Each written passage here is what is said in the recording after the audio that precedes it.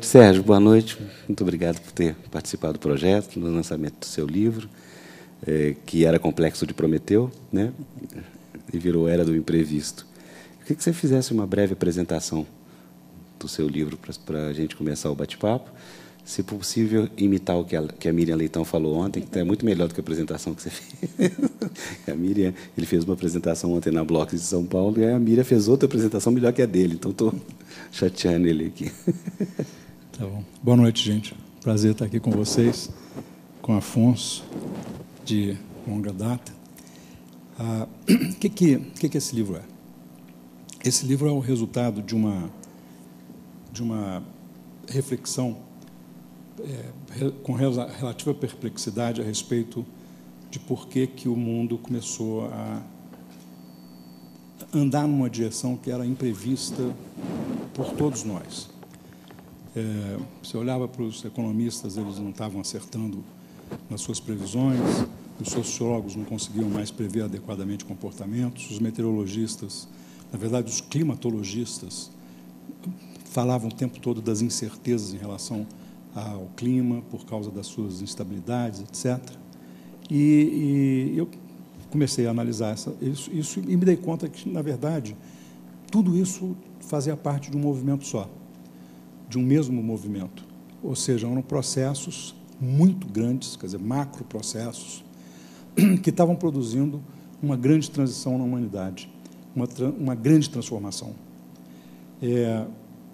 De um lado, mudanças sociais e econômicas e políticas associadas principalmente à globalização e à revolução digital, que permitiu que a globalização produzisse um tipo de agente econômico que era diferente do agente econômico, por exemplo, que nós já conhecíamos, cujo padrão de comportamento nós já conhecíamos na época do imperialismo, dos sistemas de dependência do passado. Essas mudanças são mudanças de estrutura, quer dizer, são mudanças que eu chamei no livro de tectônicas, é como se fosse um terremoto. A gente não tem como controlar essas mudanças. Então, a gente tem que lidar com essas mudanças, né? São mudanças que nós não controlamos. Agora, a maneira pela qual nós escolhemos como controlar essas mudanças, ou como nos adaptar a essas mudanças, tem uma enorme importância para o nosso futuro. De outro lado, uma revolução científica e tecnológica muito mais radical do que qualquer outra transformação científica e tecnológica da qual nós tivemos conhecimento ao longo do século XX. Na verdade, é uma mudança mais radical do que a mudança da Idade Média para o Renascimento, porque ela está, ao contrário da mudança no Renascimento, que foi uma mudança que levou as coisas em abertura, né? A filosofia se desdobrou e transformou em ciência, a religião passou a ser confrontada por ideias não religiosas, a Reforma confrontou a Igreja Católica, Roma, o tipo móvel de Gutenberg permitiu a popularização dos livros, retirou o monopólio do saber e da leitura dos livros, da própria Bíblia, dos padres e dos sábios e dos professores, etc. Permitiu, isso produziu uma onda de alfabetização que levou a uma série de transformações muito importantes, mas era exatamente isso, quer dizer, era uma abertura, você estava quebrando monopólios de vários grupos, estava disseminando para uma população que ainda não tinha sido introduzida vários dos benefícios que aquela sociedade já havia sido capaz de realizar. Agora não, agora nós estamos num processo diferente, nós estamos num processo de convergência. As tecnologias todas elas convergem juntas e vão produzindo mudanças em todos os campos. Então, a tecnologia digital, por exemplo, ela nos permite a digitalização da comunicação via redes sociais, etc. Ela permite, por outro lado, na medicina, a imagem digital de muito melhor qualidade, e, ao mesmo tempo, associada a ela, vem a nanotecnologia, que permite intervenções cirúrgicas pouquíssimo agressivas, na verdade, nada agressivas, mas tudo isso é dominado pela revolução genômica, que vai fazer com que a medicina e o conhecimento, na verdade, o uso da natureza se transforme radicalmente. E essa mudança científico-tecnológica, ela tem, obviamente, importantes rebatimentos na mudança social, na mudança sociopolítica, né, nas estruturas da sociedade e da economia e da política. Por outro lado, nós estamos, no século XXI, sendo confrontados por uma mudança que, dessa vez, é muito diferente da mudança do século XX, que é todas as mudanças do século XX, todas as revoluções, a Revolução Russa, a Revolução Francesa, e mesmo antes do século XX, a Revolução Francesa, todas as revoluções que a gente conhece nesse período, digamos, do Iluminismo, se deram a partir de conflitos, de relações, de embates entre grupos, classes, mas, basicamente, uma relação de ajuntamentos de pessoas de um lado e pessoas de outro. Era um movimento, todo ele, humano. Não é? Agora, com a mudança climática e a grande extinção de biodiversidade, trata-se de uma mudança que vem da relação dos humanos com a natureza, com a biosfera. E essa relação é uma relação sobre a qual nós não temos controle. Nós não temos controle nem sobre o impacto da nossa ação na biosfera e nem na reação da biosfera em relação ao que nós fazemos com ela. Daí a mudança climática, as extinções, etc., que tem extraordinária importância na nossa vida. Esses três movimentos revolucionários, eles interagem entre eles e produzem o que eu chamei no livro da grande transição.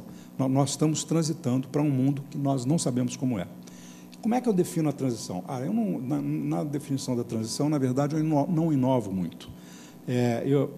Marx já havia falado nela, Gramsci já havia falado nela, vários escritores já haviam mostrado como é que é a transição. A transição é aquele movimento em que um mundo vai definhando, vai morrendo, vai desaparecendo, vai desestruturando, vai se desconstruindo, e um outro mundo vai se formando. E há um momento, que é exatamente o momento que nós estamos vivendo, o momento da transição, em que esse mundo não funciona mais direito, ele está disfuncional, e o novo mundo ainda não está claro, ainda não produz efeitos. E esse é o momento, digamos, de incerteza, de medo, de conflito, de raiva, de polarização, e é inevitável que seja assim, porque é um momento que produz muita dúvida, e produz muito medo, muita insegurança em relação ao outro e a nós mesmos, quer dizer, então aguça todos os conflitos. Esse momento dramático de confronto, né, de enfrentamento, é que é, paradoxalmente, um dos momentos mais cruciais para a definição do novo mundo. Porque o novo mundo ele não nasce por um fiat, ele não é uma dádiva. O novo mundo, na verdade, ele é o resultado das escolhas que nós vamos fazer nesse conflito, nesse confronto. E as nossas escolhas vão criando caminhos, e a qualidade das nossas escolhas vai dar a qualidade do caminho. Né? E eu acredito muito naquela ideia do Guimarães Rosa de que a verdade não está nem no começo, nem no fim, ela está no meio do caminho, ela está na travessia. Quer dizer, o que importa é a travessia, o que importa é o que nós fazemos. É aquela coisa, caminhando e cantando e fazendo a história, quer dizer, a gente faz a história. Né? Fazer a história significa, na verdade, fazer a história do futuro. Né? A história nada mais é do que um momento em que já passou, né, em que aí você consegue reconstruir ele. Mas o que é a história? O que é esse momento que a história revela? É um momento resultante de uma série de escolhas que foram feitas ao longo de processos presentes. Né? Então, é um momento de incerteza, dúvida, desconfiança, medo, confusão, coisas invisíveis, inesperados, imprevistos. E, ao mesmo tempo, é um momento em que a gente tem que ter consciência da nossa posição e consciência das nossas limitações e das nossas possibilidades para fazer as escolhas que construam o melhor mundo possível para nós e para depois de nós. E é esse que é essa que é a questão mais angustiante. E isso todos os países vivem, alguns mais agudamente do que outros. Esse livro, ele não é um pouco parecido com a coisa dos. Eu acho que eu imitei os climatologistas. Que você pergunta para o climatologista assim: vem cá, mas aquele furacão lá inesperado, muito maior do que os outros, destruiu muito mais e tal. É a mudança climática? Eu não posso dizer, porque a minha teoria da mudança climática não se aplica a nenhum evento particular, né? É uma coisa diferente. Esse livro não se aplica a nenhum país em particular, nenhum evento, um momento em particular de nenhum país. Quer dizer, eu não me refiro concretamente, é uma reflexão mais sobre a lógica da mudança mesmo, a lógica do movimento, da transformação e dos sentimentos que isso causa. Mas, tentando ancorar em algumas realidades, eu acho que, no caso do Brasil, nós vivemos um desafio particularmente angustiante, porque nós temos uma história recente, e quando eu digo recente, esse é um livro que fala de alongar o olhar, quer dizer, fala sobre o futuro que nós não estamos vendo, quer dizer, uma coisa bem mais para frente. Se a gente alonga o olhar para trás, eu fazia isso muito com meus alunos, né? Quando a gente queria falar sobre tendências futuras, eu dizia assim: para vocês terem noção de como é que as coisas não são lineares, vamos pensar como é que era o Brasil, como é que era a nossa vida 50 anos atrás, né? E pegava descrições, por exemplo, de jornal ou uma crônica e tal, que falava daquelas coisas básicas da vida, né? O sujeito pegou o telefone, discou, e bom, isso não tem referência para os meus alunos, porque isso daí não é parte do mundo deles, já não era mais assim, né? E a gente não tem muita noção da radicalidade dessa transformação, porque ela é muito rápida, e nós fomos adquirindo ao longo da evolução do século XX, do capitalismo avançado, né, da urbanização radical, a velocidade com que as máquinas de transporte e as ideias de produtividade, etc., vão dando à nossa vida. Evidentemente que, se a gente comparar a nossa vida atual com a vida de um sujeito lá no início do século XX e conseguisse captar isso visualmente, o sujeito do século XX, lá do início do século XX estava em câmara lenta em relação a nós, né? Porque a quantidade de tempo que ele dispunha para sair de casa, para ir para o trabalho, para fazer cada tarefa, etc. Ele podia esquecer o celular em casa.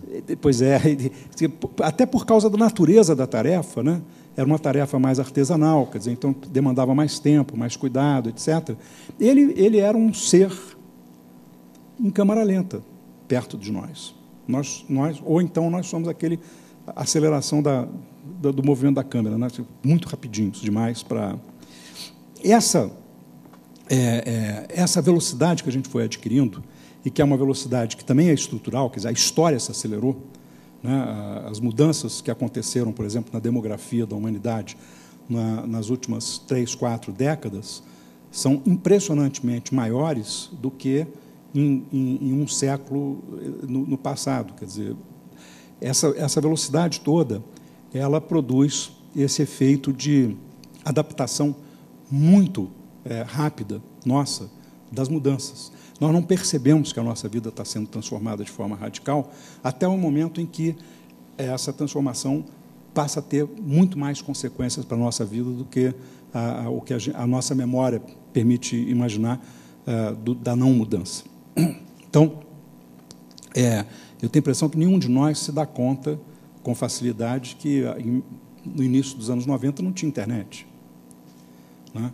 Os celulares eram umas coisas de elite, caríssimas, e que não faziam um décimo do que, um centésimo, um milionésimo do que um celular hoje faz, né? Todos esses... O WhatsApp, que é uma coisa que está começando a ser superada por outros mecanismos, né, é recentíssimo. Mas a gente não se dá conta disso, a gente incorpora essas coisas no nosso cotidiano e vai achando que isso é tudo muito natural, que é tudo muito normal, né? E já não nos espantamos mais, de repente está todo mundo digitando e tal, e fazendo um tipo de interação social que é completamente diferente.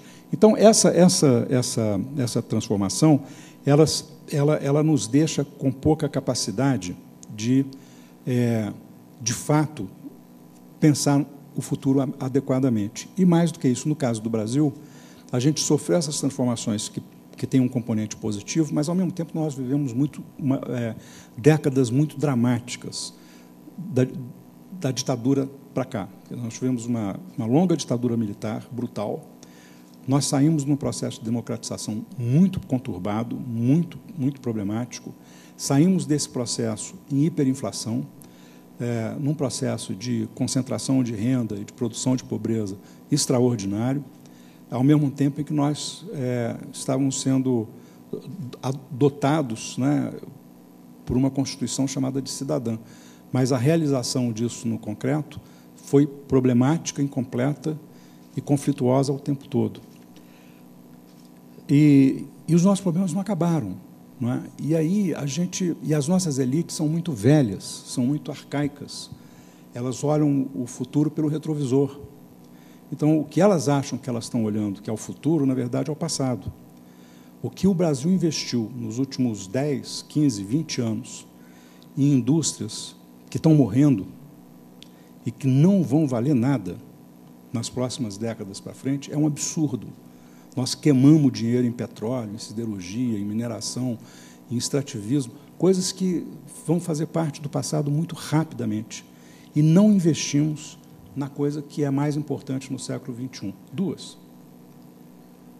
Que é as pessoas com mais conhecimento, com mais capacidade, com mais valor, com mais autoestima, com mais soberania, e a biodiversidade do país. Aliás, a sociodiversidade e a biodiversidade, que são os recursos mais importantes que nós temos para o século XXI. Eu viajo muito pelo Brasil, pelo interior do Brasil, cidades de todo tamanho, faço muita conversa com jovens, e eu fico sempre impressionado com a quantidade de talento que eu encontro. E como eu estou acostumado a ver os talentos formados, os celebridades, etc. e tal, e eu olho, de repente, um menino ou uma menina lá no interior do Brasil manejando tecnologia, digo, gente, é tão talentoso ou talentosa quanto as pessoas que eu conheço que estão na ponta desse processo lá em São Paulo, no Rio. Mas não vai ter oportunidade de chegar lá, se a gente não fizer alguma coisa muito rapidamente. Nós estamos queimando talento, estamos destruindo talento diariamente de uma forma brutal, inaceitável, dramática. E, ao mesmo tempo, nós só conseguimos olhar o curto prazo, porque ele é muito aflitivo para nós. Nós não paramos para pensar o longo prazo. Nós queremos tudo muito logo, resolver o problema de agora.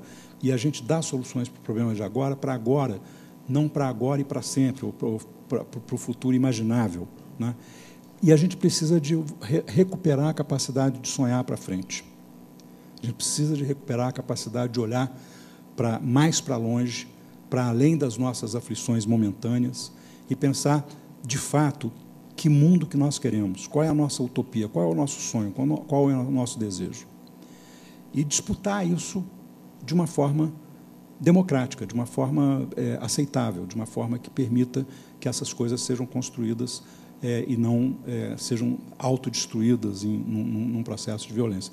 Tem um sociólogo alemão que vive repetindo, ele tem 87 anos, ele, todo dia no Twitter ele põe alguma coisa inteligente, mas ele sempre faz questão de sempre botar um tweet com a seguinte mensagem nas mais variadas versões: conflito é bom, conflito é o motor da mudança, conflito faz parte da vida, vida é conflito, mas conflito não é violência, conflito é divergência, é disputa, é combate, mas não é violência, porque conflito não é para destruir, conflito é para criar o novo.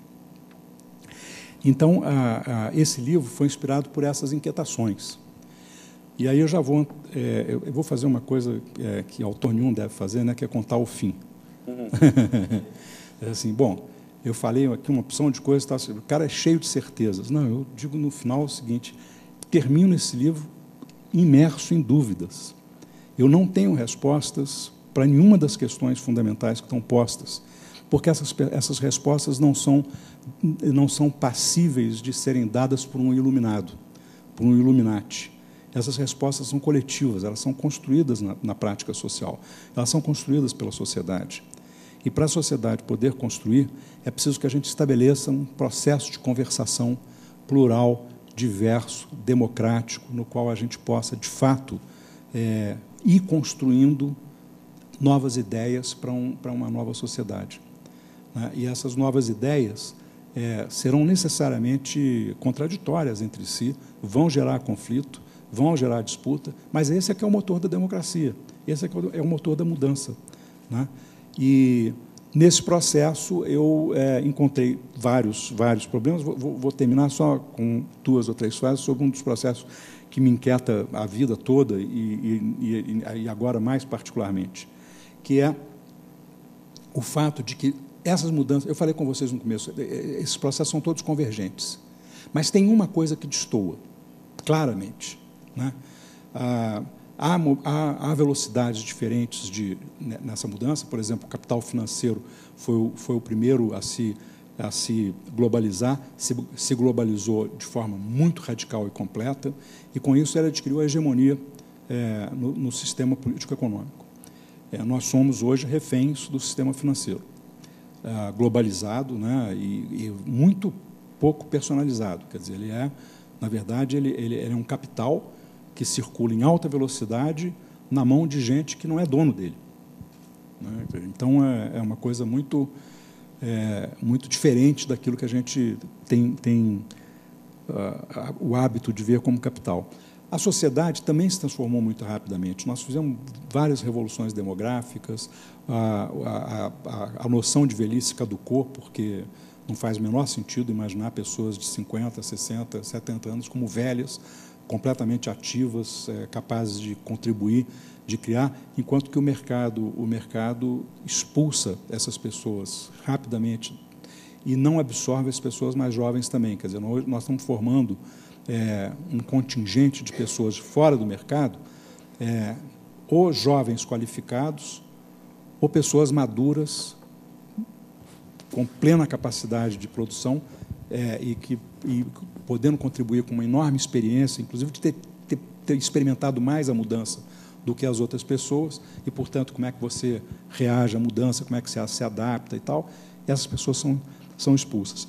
Agora, a política muda muito, muito pouco. Tudo muda muito e a política muda muito pouco. A política fica analógica, a sociedade vai se digitalizando, vai se transformando, etc., e a política continua controlada pelas mesmas oligarquias, com os mesmos valores, as mesmas ideias, representando os mesmos grupos.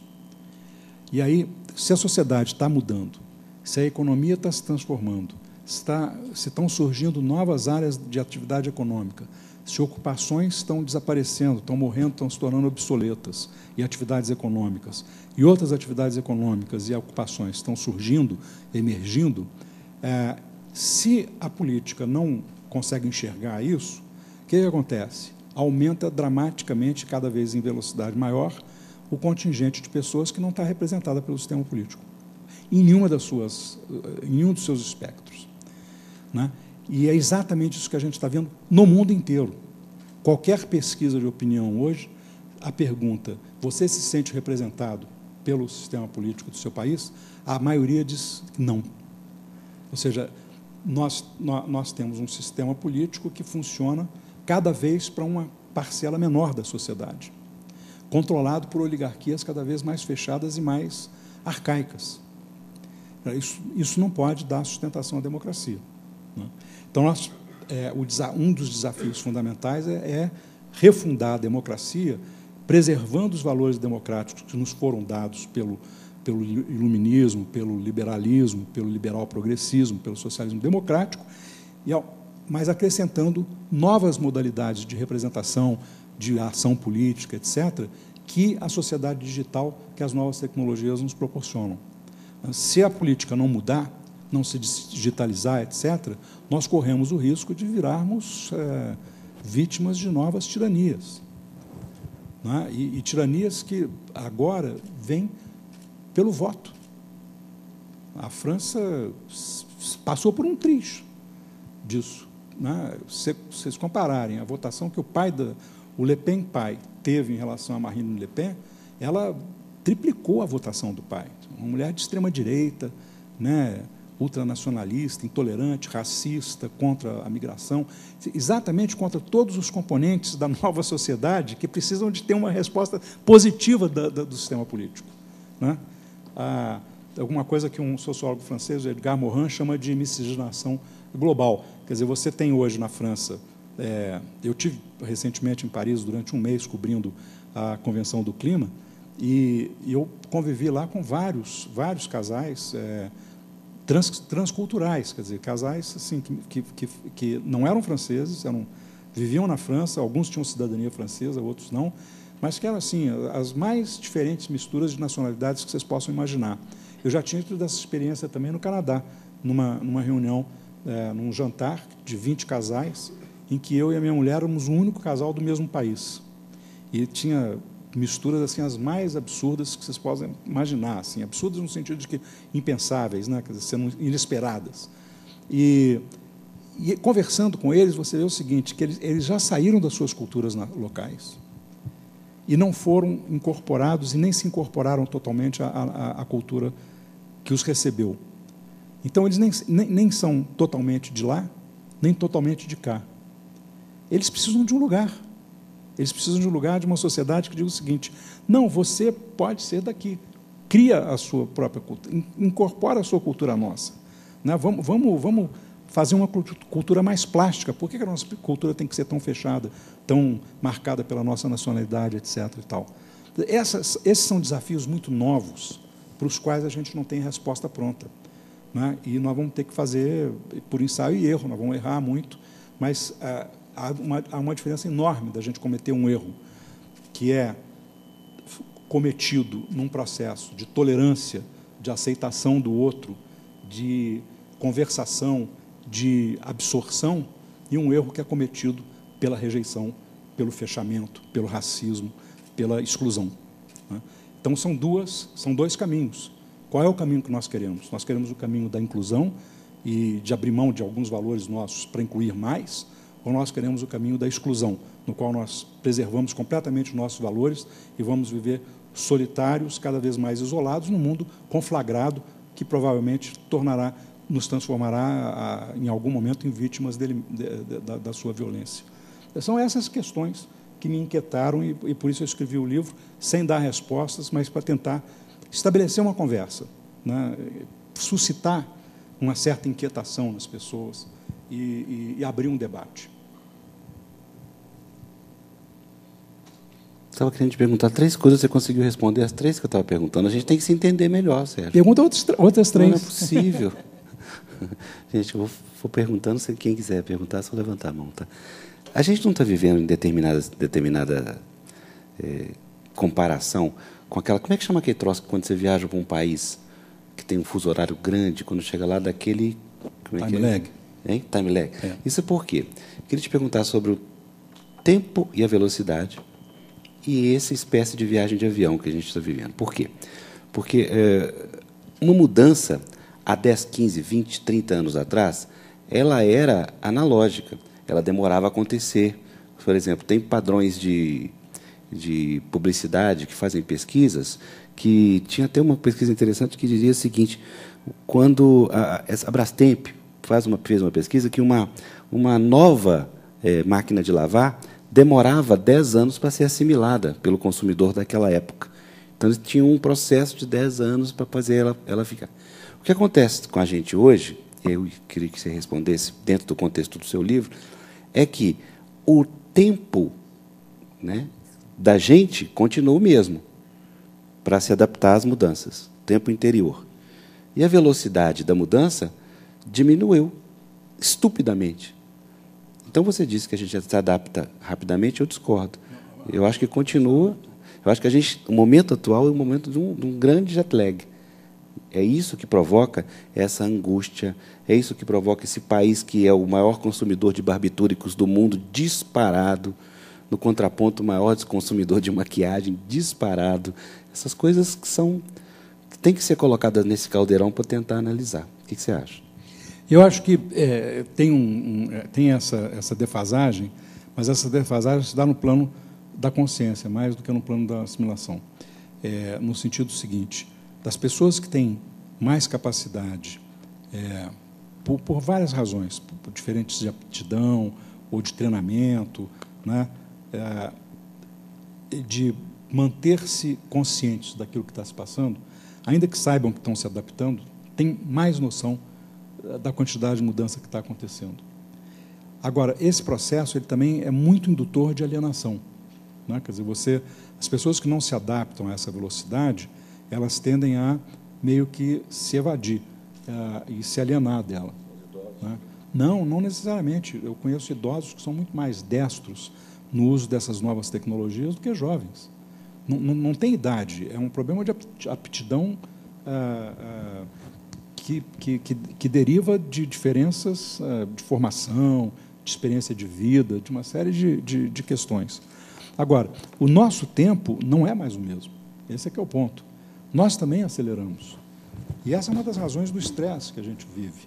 Porque, na verdade, hoje, se você pegar um diário de uma pessoa do século XXI, de hoje, que coloque todas as coisas que faz no diário, pegar um diário de uma pessoa de 1950 ou de 1940, 50 e 40 não, porque são anos de guerra, né, é um momento ali, guerra, pós-guerra, logo, tá, são momentos meio vertiginosos também.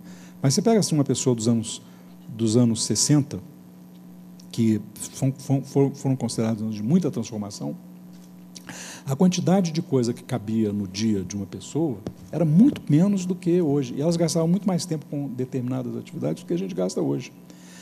Esse processo de... essa cultura que o avanço do capitalismo foi criando, de aumenta a produtividade, faz mais coisa, e aí a urbanização engarrafa as cidades, e aí você gasta muito tempo no trânsito. Se você gasta muito tempo no trânsito, significa que você tem que fazer as suas tarefas no trabalho mais rapidamente para poder manter-se eficiente, não ser demitido, etc. E aí você tem família para cuidar, tem filho para levar para a escola, tem não sei o quê. Se você olhar, na verdade, a descrição de uma vida contemporânea, ela é uma vida, como eu falei, ela é em câmera acelerada. E a vida dos anos 60, ou dos anos 40, ou dos anos 30, é em câmera lenta. Né? Quer dizer, o tempo disponível era muito maior antes do que agora. Por quê? Porque nós colocamos muito mais coisa no nosso tempo diário. Né? E ao colocar muita coisa no nosso tempo diário, nós fomos adquirindo... uma das coisas que eu estou suspeitando, e eu tangencio isso aí, porque eu acho que essa aí é uma especulação muito radical, mas eu tangencio isso num determinado momento, é que a gente já sabe que nós, como espécie, estamos passando por mutação. Né? Tem no programa Genoma, tem uma pesquisa que compara o gene dos seres humanos para ver mutações genéticas ao longo do tempo, né? Nos últimos 50, 100 anos. E há milhões de mutações, de micromutações, mas tem algumas que estão aparecendo claramente que são mutações mais relevantes, que já não são tão imperceptíveis. Algumas delas produzem novas doenças, outras produzem coisas boas. Não são mutações, não são, né, podem ser negativas ou positivas aí desse ponto de vista. Mas eu estou convencido de que, se nós pensarmos sociologicamente, numa mutação sociológica, nós somos uma espécie em mutação. Nós nos adaptamos a um padrão de vida que seria absolutamente intolerável para qualquer pessoa dos anos 20 ou dos anos 30 do século XX. Elas não seriam capazes de viver nesse mundo. E essas coisas de máquina do tempo que a gente, às vezes, vê nos filmes de ficção científica, né? É isso, quer dizer, a pessoa chega no nosso futuro, quer dizer, nós sendo o futuro delas, elas não conseguem ser tão vertiginosas quanto nós somos. Nós somos muito acelerados, Afonso, extraordinariamente acelerados. Né? E daí surge, inclusive, uma demanda da slow food, tem uma opção de coisa aí, né? Quer dizer, vamos desacelerar, vamos comer mais devagar, comer mais diferente, né? Vamos começar a fazer yoga, todo mundo começa a fazer, vamos fazer meditação. O que é isso? Isso é um movimento de reação a essa vertiginosidade, essa velocidade absurda com que a gente vive. E a gente se adapta. O que nós precisamos de ter é consciência de que nós somos seres em adaptação, com capacidade enorme de adaptação, porque isso vai nos dar a consciência de que a adaptação tem um perigo enorme associado a ela. Não estou falando só de adaptação à tecnologia, evidentemente, estou falando de adaptação a todos os processos, né? Isso leva a um perigo de a gente naturalizar coisas que não são para ser naturalizadas. E aí nos tornarmos conformistas, quando, na verdade, nós deveríamos estar mais indignados. Entendeu? Esses é que são os perigos, mas a velocidade com que a nossa consciência consegue processar as armadilhas que esse processo de adaptação nos cria. Entendeu? E, às vezes, a gente constrói quimeras, né? Ou pesadelos, onde, na verdade, eles não existem. E o pesadelo verdadeiro a gente não vê. Mas isso não é um problema geracional? Posto que é natural, é histórico, que uma geração sempre, de uma certa forma, combate o que a geração anterior viveu ou tem como dogma. Por exemplo, você não acha que a próxima geração, as próximas gerações vão viver momentos nos quais o slow food, o yoga e tantos outros movimentos mais calmos vão estar mais em evidência? Por quê? Porque o ser humano não consegue suportar o que está acontecendo. Ou eu estou errado? Ou essas mutações genéticas que você está se referindo vão preparar o ser humano para esse mundo louco? Não, eu acho que aí depende, né? Quer dizer, já estamos especulando num futuro que a gente não é capaz de ver. Eu consigo fazer uma ficção científica, do seguinte sentido, quer dizer, daqui a algumas décadas, não sei quantas, né, certamente esse processo de mudança que nós estamos de transição vai desacelerar, porque as transformações já terão completado o seu primeiro ciclo, pelo menos, né? E novos paradigmas vão estar instalados, etc., porque esse é um momento de implosão de todos os paradigmas. Os novos paradigmas vão começar a dar respostas. Deixa eu fazer uma digressão conceitual aqui. Como é que eu vejo esse negócio? O Thomas Kuhn, que é um físico, historiador, filósofo, quando ele falou nesse processo de superação de um paradigma por outro, ele dizia o seguinte: olha, o paradigma científico, do conhecimento, político, social, ele nasce de uma revolução, né? Ele se instala e, à medida que ele vai amadurecendo, ele vai se transformando num modelo conservador. E ele começa a só ser capaz de resolver problemas que ele mesmo se coloca, definido nos seus termos. Qualquer problema que esteja fora dos termos do paradigma, ele simplesmente não enxerga. E isso produz a possibilidade de alguém que enxerga o que o paradigma não está enxergando, né, deu uma de Galileu, disse: opa, espera aí, está tudo errado, olha aqui, a verdade está por lado de cá. E aí esse cara começa a construir um novo paradigma. Esse paradigma, na medida em que no processo de amadurecimento, ele é altamente revolucionário, até um dia ele se transformar em conservador também. Nós estamos num momento em que os paradigmas estão explodindo e ainda não apareceram os galileus para dizer: opa, aqui, vem por aqui que você... Né? E aí é uma confusão danada. Tá certo? Jesus Cristo vai renascer. É isso? Mas vai ter um momento em que a física vai se pacificar, que a sociologia vai descobrir as coisas, a economia vai ter as novas classes vão surgir, essas coisas todas, ou não, sei lá, se vai ter classe, mas, enfim, a nova sociedade se forma. E aí, quando você está sob domínio dos novos paradigmas, a mudança começa a ficar mais previsível. E essa mudança mais previsível vai acalmando o processo. Aí você pode se dar tempo para meditar. Mas, enquanto você está aqui vendo o paradigma deixar de funcionar e fica aflito com o negócio, caramba, ninguém está explicando esse negócio e tal, não tem como meditar, entendeu? Não tem como dar uma pausa para meditar. Você tem que mergulhar direto na tentativa de lutar contra esse tsunami de transformações, quer dizer, porque, na verdade, quer dizer, qual é a grande angústia dessas grandes transformações? É que elas produzem muita dor e muita perda no momento inicial, né? Quer dizer, você destrói muito posto de trabalho, destrói muita indústria, destrói muita coisa e leva tempo para colocar outras no lugar. E leva mais tempo para as pessoas que estavam naquelas posições serem capazes de fazer as outras, né? Quer dizer, essa reciclagem do ser humano não é uma coisa trivial. E muita gente fica fora do jogo mesmo, quer dizer, é cruel.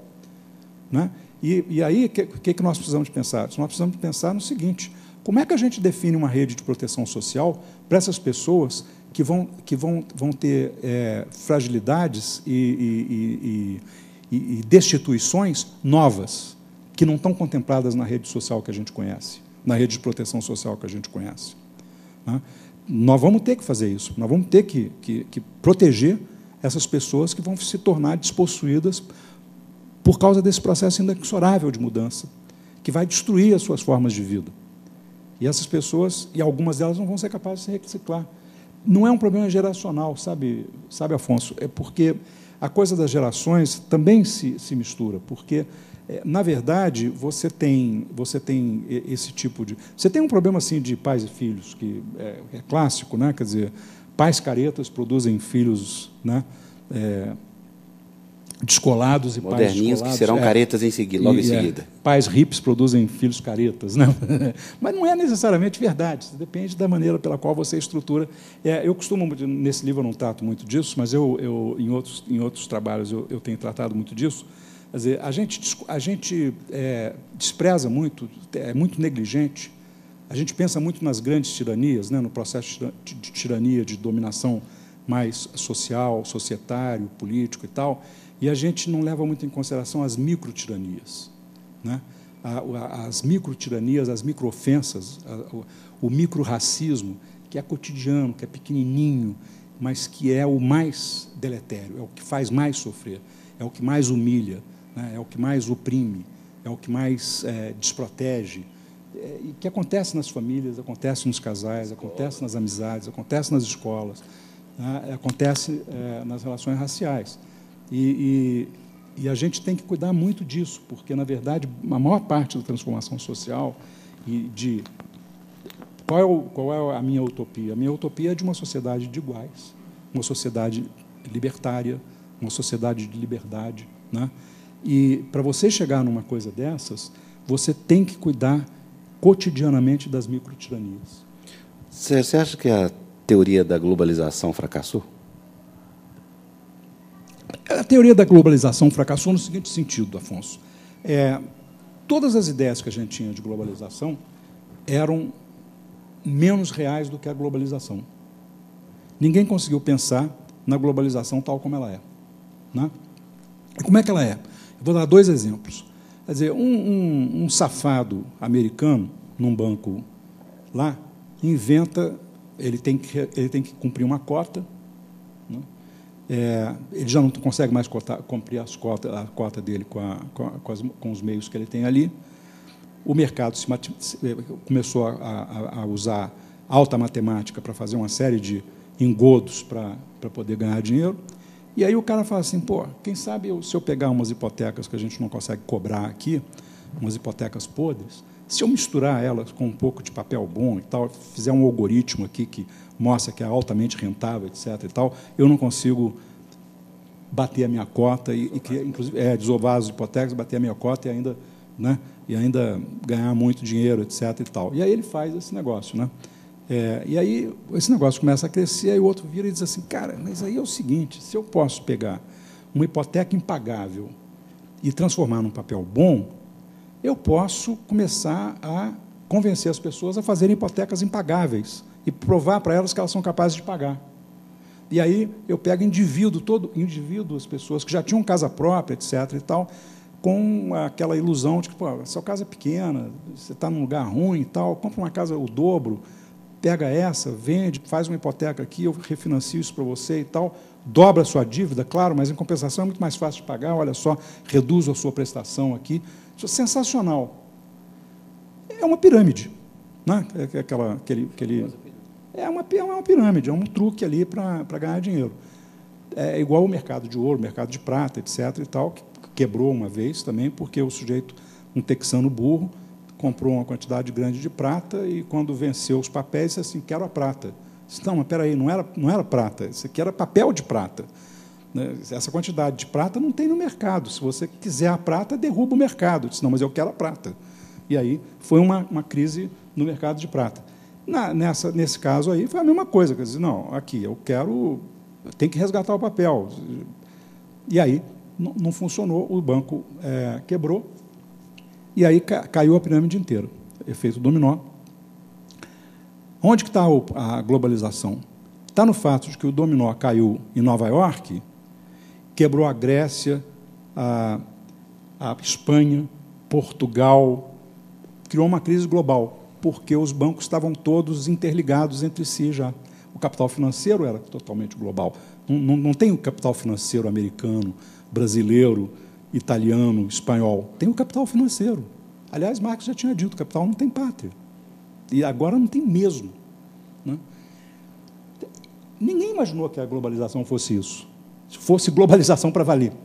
Entendeu? Então, tenta fazer um paralelo da globalização com a eleição na França. Aí você tem, aí é um processo diferente. O que é que você tem de global nisso? Você tem de global o fato de que a sociedade mudou nesse sentido do estreitamento do processo de representação da democracia representativa. A globalização produziu vários fenômenos ligados à migração e à transumância, porque são fenômenos diferentes. Por exemplo, a migração, o sujeito que diz assim, não, eu quero sair da Grécia para ir para a França, porque eu sempre quis morar em Paris e acho que em Paris eu sou capaz de realizar melhor os meus talentos. E aí ele vai. Esse é um migrante voluntário, né? É diferente do cara que está no Irã, no meio de uma guerra, na Síria, no meio de uma guerra sangrenta, e ele diz, não, estou morrendo, vou fugir para a França, vou fugir para a Alemanha, vou fugir para um país seguro. E aí ele é um refugiado, ele não é um migrante, é uma coisa diferente. Mas o fato é que a mobilidade das pessoas aumentou dramaticamente, não na mesma velocidade da mobilidade dos capitais, mas as pessoas hoje têm muito maior mobilidade, é muito mais fácil. E não é só a mobilidade no sentido de que eu posso viajar com mais facilidade para qualquer país do mundo. É no sentido de que eu abro o meu celular, entro na internet e vejo o mundo inteiro. Ele se dispõe para mim como uma tentação. E aí eu digo, cara, eu quero, entendeu? Eu estou aqui no meio eu estou aqui no interior de Goiás, mas eu quero ir para Portugal. Eu não sabia que era assim, que era tão bonito. Eu quero ir para Nova Zelândia, né? E vai. Bom, esse processo vai produzindo essas mudanças que o sistema político não consegue resolver e vai produzindo reações, porque o sujeito que está desempregado em Paris acha que o cara que vai da Grécia para lá vai desempregá-lo, quando, na verdade, eles não estão disputando o mesmo posto de trabalho. E essas eleições, o crescimento da direita é uma reação da extrema-direita, nacionalista, racista, etc., é uma reação à globalização. E é uma tentativa de dizer o seguinte, tem que parar esse processo aí, nós temos que voltar para dentro de casa e botar um muro. Mas não é mais assim, não tem como.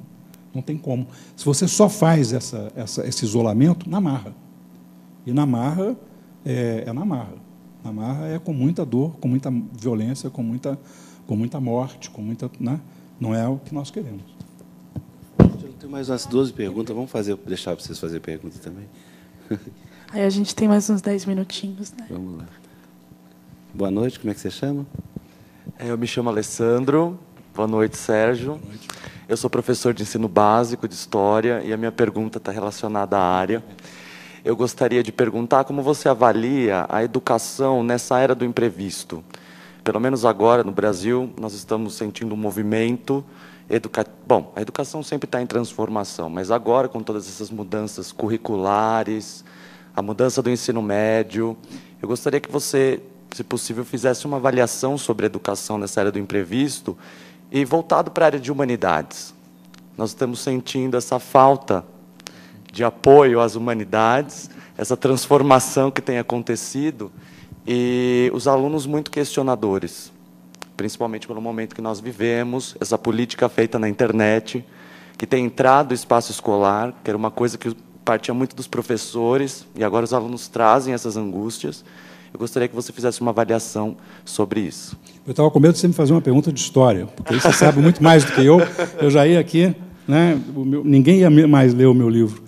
Mas, com relação a essa coisa, primeiro, eu fui professor muito tempo, em todas as áreas, né? até os... eu já nem sei mais como é que é essa coisa das séries, mas, enfim, eu já fui antes da universidade, depois da universidade, na pós-graduação e tal.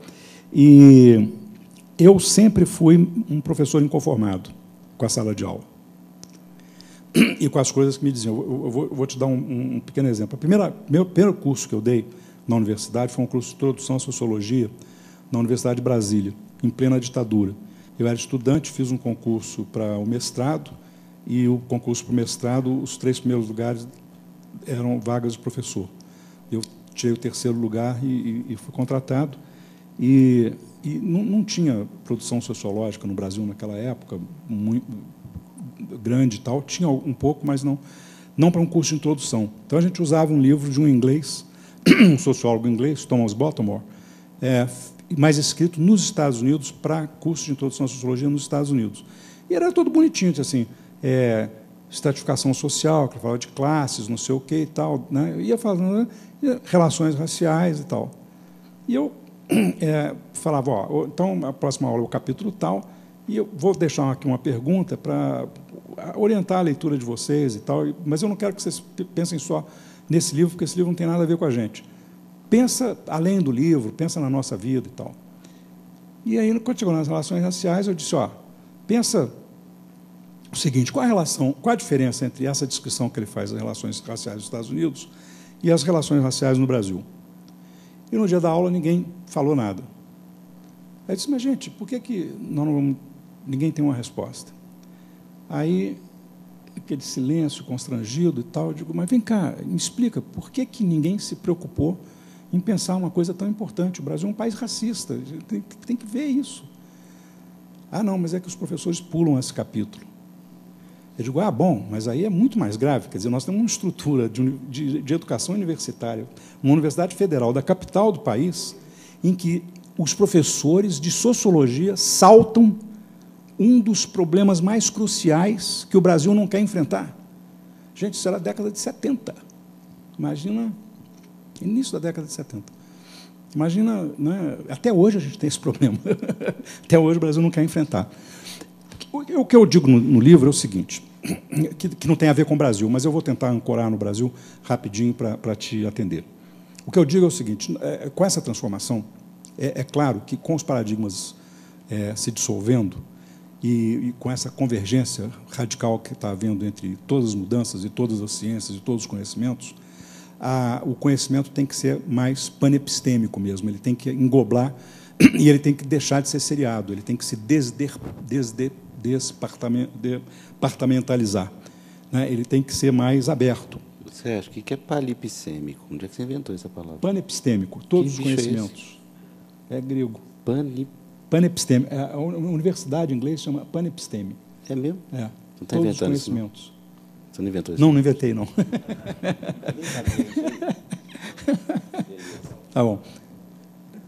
Então, todos os conhecimentos que você tem que, né? E tem que ter e você tem que ensinar numa conversa, porque isso que você fala, quer dizer, se eles trazem, é porque, na verdade, eles estão conversando. Eles podem até nem se dar conta de que eles estão conversando. Quando eles estão num game, né, na internet, ou quando eles estão olhando as coisas no Twitter, ou no, sei lá, no Snapchat e tal, eles estão conversando. É uma conversa diferente, não é eu e você aqui, nós aqui, mas é uma conversa, não é uma conversa em que tem anônimos, tem pessoas conhecidas, tem, né, afinidades e não afinidades e tal. Então, a sala de aula tem que fazer isso, ela tem que reproduzir essa conversação. Ela tem que passar a ser uma conversa, e não mais uma pré-leção, né? Segundo, ela tem que ser aberta.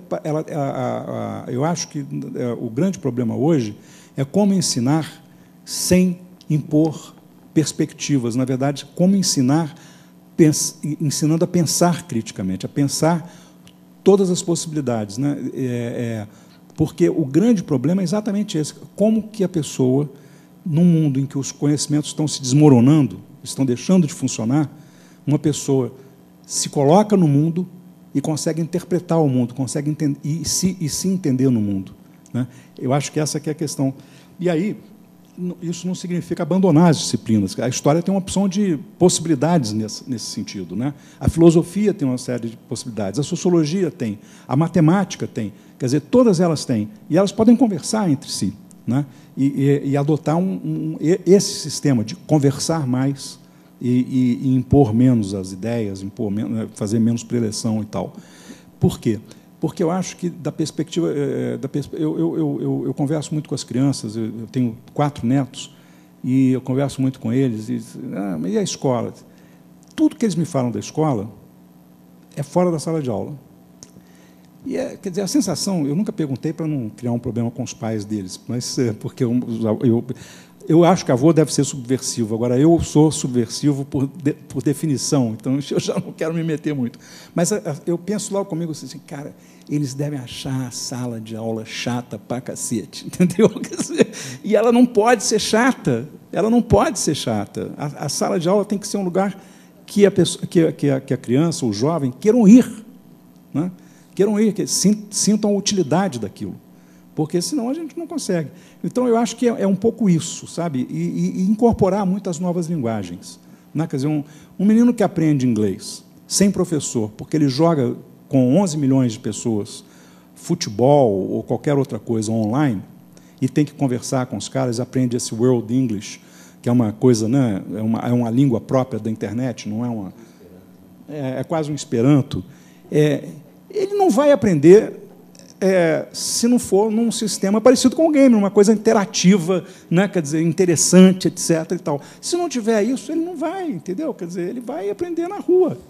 Na verdade, ele vai aprender na cybersfera. Uma das coisas que eu falo no meu livro é que a gente tem 2 mundos hoje que interagem o tempo todo, né? A sociosfera, que é esse nosso mundo aqui, nós estamos aqui numa sociosfera, um fragmento dela, né?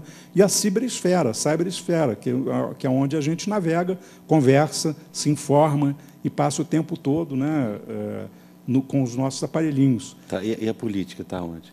E a política está fora, a política fica na sociosfera, e um pedacinho da sociosfera que é cada vez menos relevante, né? Mas eu respondi porque, na verdade, como eu disse, eu não tenho muitas respostas prontas, entendeu? Você não respondeu, não, Sérgio, não tem jeito. É ali. Cadê o microfone? Ah, você, desculpa. Como é que você chama? Boa noite, meu nome é Estevão, sou professor também de ensino fundamental de língua portuguesa. A minha questão é sobre drogas, né? Eu acho que o narcotráfico é um mercado gigantesco e que toma um espaço imenso na nossa vida social, né? A gente viu no começo do ano a barbárie que aconteceu nos presídios, a gente está vendo no Rio de Janeiro agora praticamente em guerra.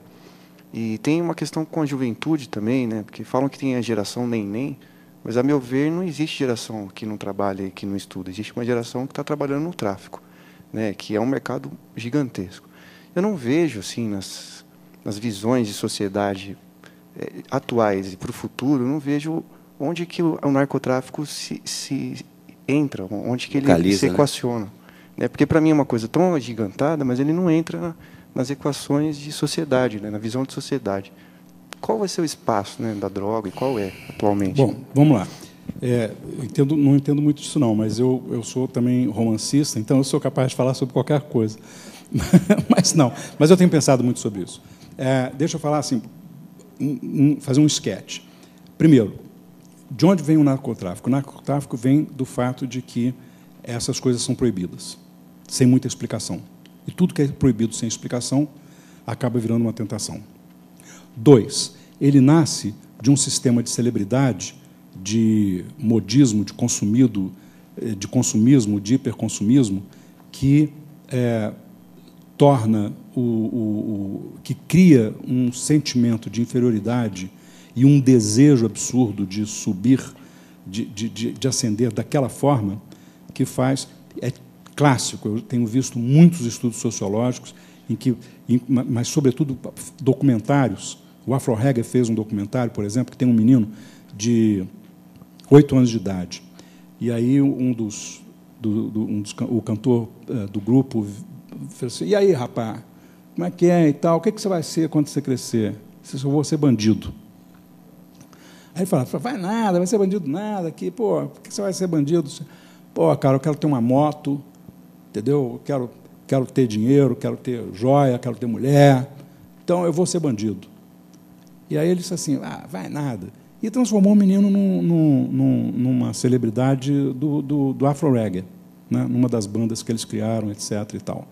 É recuperável.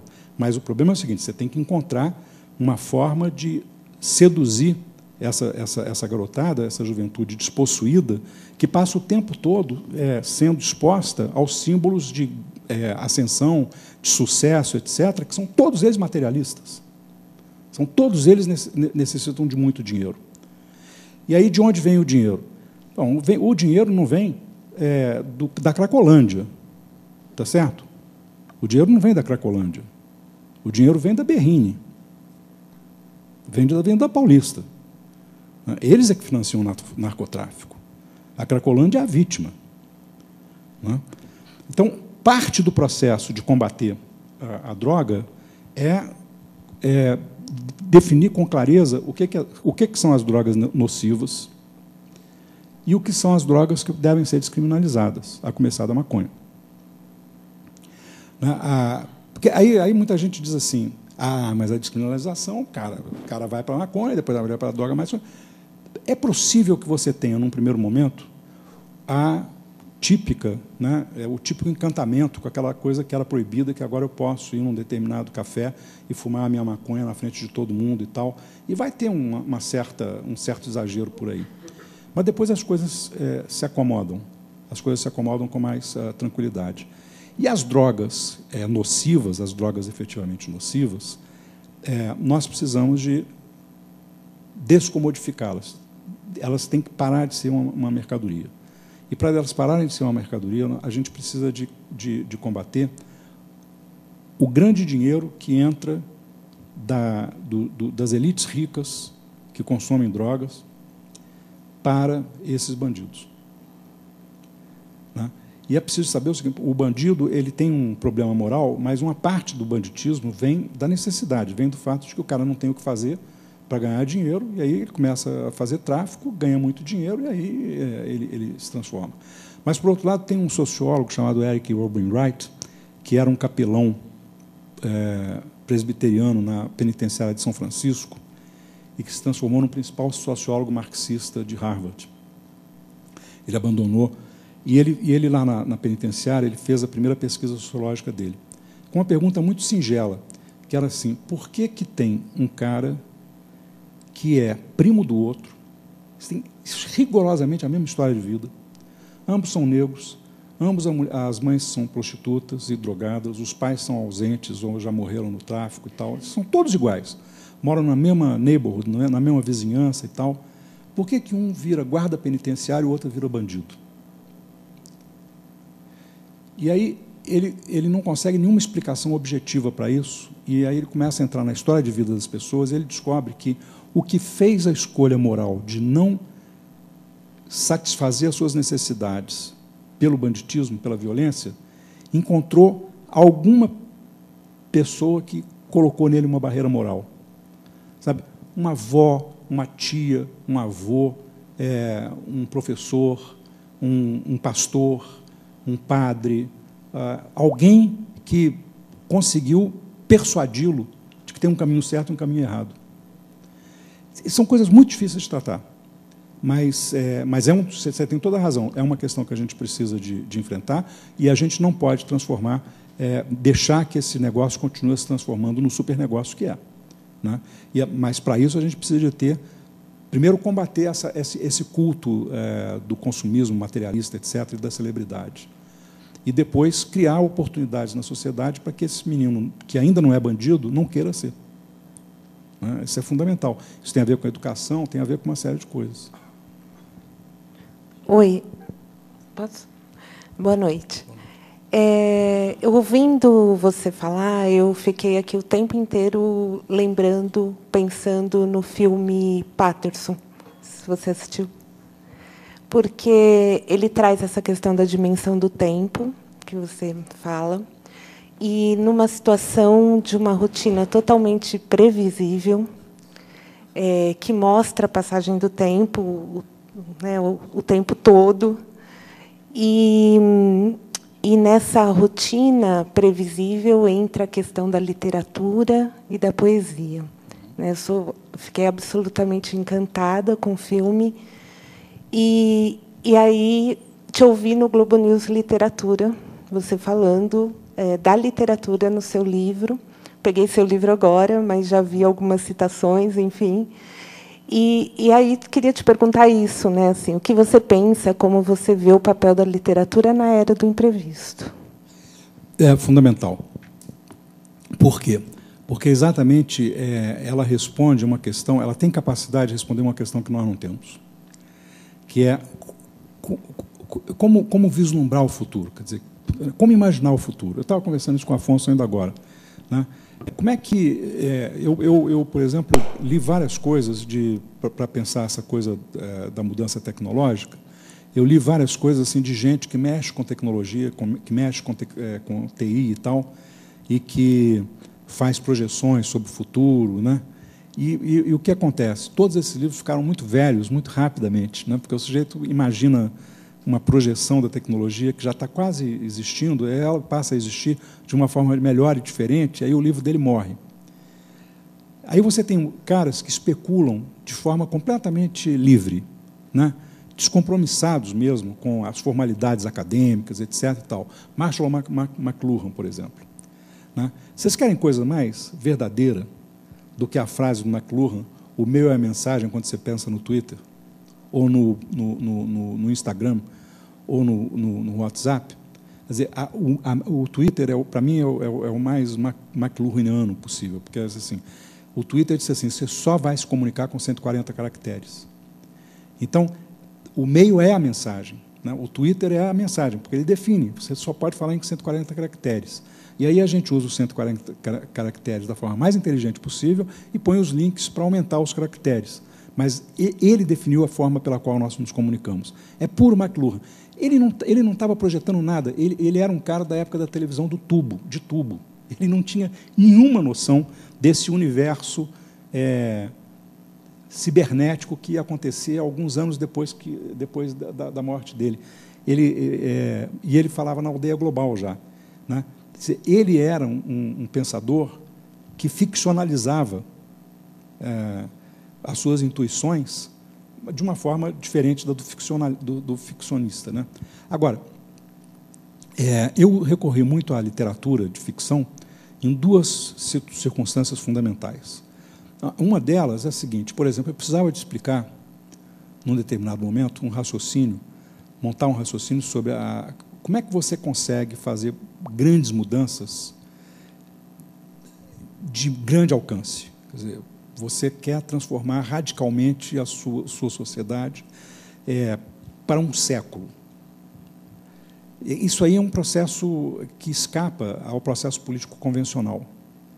Eu só encontrei uma boa resposta num livro do Isaac Asimov, um livro de ficção científica chamado Fundação, no qual ele tem um psicohistoriador que manipula o futuro, com previsões que vão moldando o comportamento das pessoas, e ele constrói uma expectativa da próxima previsão dele, de tal forma que, quando chega a próxima previsão, na verdade, a sociedade chegou mais ou menos onde ele tinha imaginado, e aí ele consegue fazer com que ela dê outro passo e tal.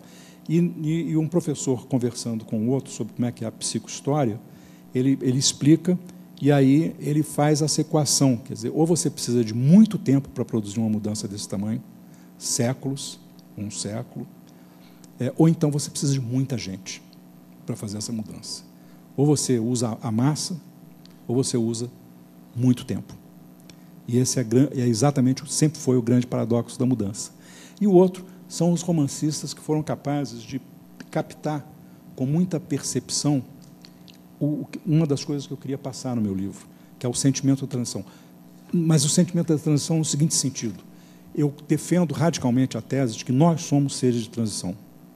Nós não vamos ser capazes de dar respostas acabadas, prontas, para os dilemas que a gente enfrenta. Nós vamos dar respostas transitórias, que serão fundamentais para formar o novo mundo, mas não serão as respostas definitivas, as que vão, de fato, existir no novo mundo. E isso é muito angustiante, você saber que todo o seu esforço vai ser na direção de uma coisa transitória. E como é que eu conseguia transmitir essa ideia de que eu sou transitório, mas eu posso transcender a transitoriedade se eu fizer boas escolhas, né? E aí é o Thomas Mann, é o Hermann Hesse. Por quê? Porque são autores que viveram exatamente essa angústia na República de Weimar, que produziu uma explosão de criatividade e de pensamento, e de conhecimento, e de sabedoria, e foi muito fugaz na sua história por causa dos erros políticos, da fragilidade política.